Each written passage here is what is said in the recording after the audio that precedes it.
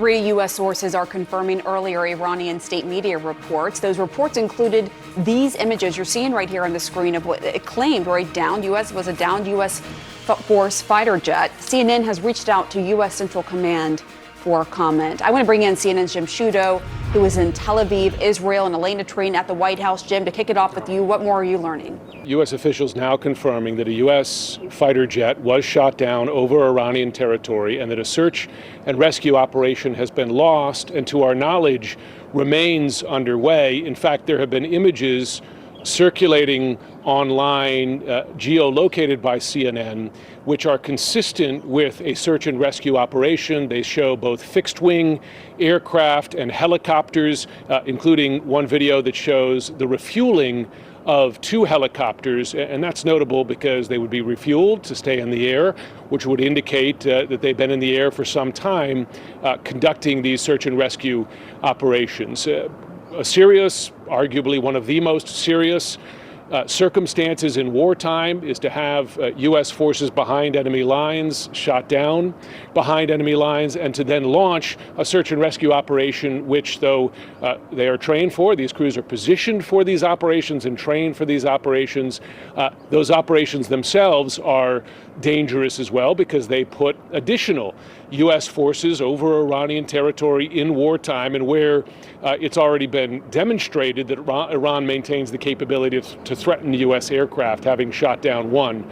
So those forces will be operating with great care, but also with immediacy to get those pilots safely and in time. We should note that Iranian state TV, as it earlier reported the shootdown, was exhorting viewers to turn in pilots if they were to find them before U.S. forces do. So one might say was something of a race going on, right, between Iranian authorities and forces and U.S. forces to get those pilots to safety.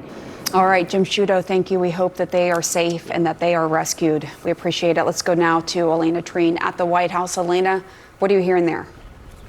Yeah, look, so this is reporting from, 3 U.S. officials, to my colleague Haley Britsky, Kevin Liptak, and I, as Jim laid out, that a U.S. fighter jet has been shot down over Iran and search and rescue is underway. I will note that at this point, there is very little information we actually know about what is happening related to this. We do not know where the plane went down. We do not know the status of the crew on board, and we are not hearing any official word from the U.S. military or the White House at this moment, though of course we do know that they are monitoring this very closely, and obviously this is a very sensitive thing, and so they're being very careful with what they're going to be putting out publicly. Now, I will say one thing we have been hearing, of course, is repeatedly I'm hearing in my conversations with people in that building behind me, you have to be careful with what you're hearing from the Iranian state media, which of course has been sharing a lot of videos and images this morning of this. But what we did hear as well from the state-run Tasman agency, they said that the search for any missing crew had, quote, so far been